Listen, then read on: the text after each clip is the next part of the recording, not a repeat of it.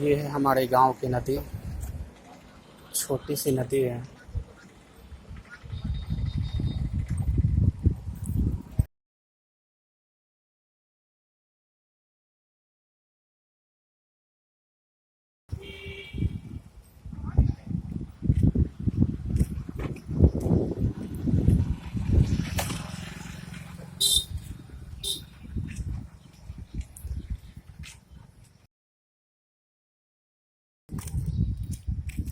बारिश आने पर पानी पूरी तरह से फुल हो जाती है और बारिश ख़त्म होते नदी सूख जाती है। अभी इस नदी का ये हाल है, चारों तरफ पानी घुसे पड़े हैं और अभी बारिश की शुरुआत ही हुई है। अभी पूरा का पूरा सावन बाकी है। सावन आते ही सारा पानी उस स्कूल के अंदर तक चला जाएगा। वो जो देख रहे हो वो स्कूल है।